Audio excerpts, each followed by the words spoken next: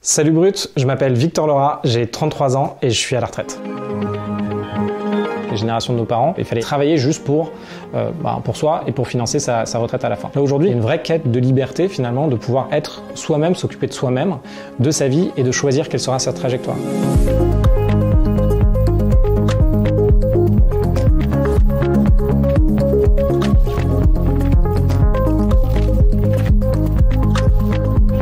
J'ai eu un déclic en fait en allant au travail, je pense comme pas mal de monde, j'étais dans la ligne 1 du métro et là j'ai vu une femme assise d'une quarantaine d'années, entre 40 et 50 ans et elle avait l'air un peu dépressive et je me suis dit oula, en gros moi je me dirige directement vers ça donc il faudra peut-être que je réfléchisse à quelque chose.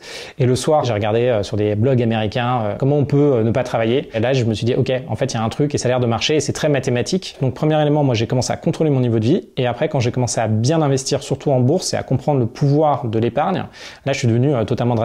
Donc j'économisais 70 à 80% de ce que je gagnais et ça c'est vraiment beaucoup d'efforts. Donc ça veut dire même si vous êtes habitué à aller au restaurant, vous y allez quasiment plus, vous voyez moins vos amis, vous vous mettez en colocation, vous partez quasiment pas en vacances. Donc là je suis devenu assez drastique là-dessus.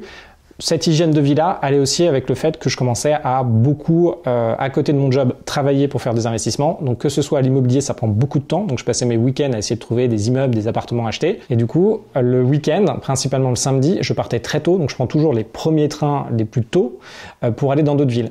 Et il y a un moment, j'investissais pas mal à Troyes, donc la ville de Troyes qui est à 1h30 de Paris. Quand j'ai commencé, je gagnais dans les 3-4 000 euros par mois. Donc j'avais à l'époque 21 ans, 22 ans et j'ai mis, du coup pour atteindre un premier stade, j'ai mis 9 ans, après une dizaine d'années. À mes 30 ans, finalement, mes dépenses étaient couvertes par mes investissements. Donc, investissement en bourse, investissement en immobilier et des business que j'avais à côté. Ça s'adresse vraiment quand même à des gens qui sont des profils en général Bac+5, très diplômés. Est-ce que c'est possible de faire ce mouvement avec des salaires moindres? Le salaire médian en France, c'est quand même 2400 euros. Donc, il faut dire qu'il y a la moitié des Français qui sont en dessous de ça.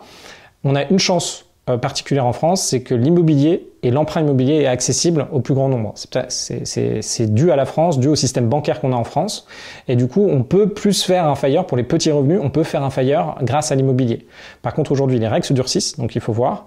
Et aussi, quand on a des faibles revenus, dès qu'on a le moindre pépin dans son plan FIRE, ça risque d'être un peu compliqué. Donc c'est prendre plus de risques finalement. Ce qui a changé dans mon quotidien depuis que je suis FIRE, c'est que là aujourd'hui, vu que je décide de tout ce que je fais dans ma vie et je décide de mon temps, finalement, je choisis de me lancer dans un projet, je choisis d'avoir à adresser tel problème et ça, franchement, c'est fantastique. C'est-à-dire qu'aujourd'hui, tous les matins quand je me lève, je suis vraiment heureux de ma vie.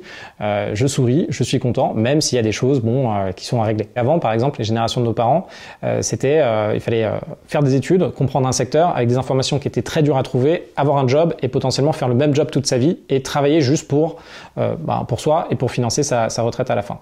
Là, aujourd'hui, nous, on est dans un monde qui est beaucoup plus ouvert. C'est-à-dire qu'il y a une vraie quête de liberté finalement, de pouvoir être soi-même, s'occuper de soi-même, de sa vie et de choisir quelle sera sa trajectoire. Je pense que le niveau de dépression et de burn-out a quand même augmenté, ou en tout cas ce qu'il en ressort, c'est qu'on se dit ok, si à un moment je suis pas bien et que j'ai envie de faire un break et peut-être prendre un mois pour aller, au fin fond de la Bourgogne-Franche-Comté pour être dans une maison et faire un break, faut que je puisse le faire. Et du coup, il faut que je me sépare de ce besoin d'argent. Et là, je pense que c'est assez fort sur nos générations.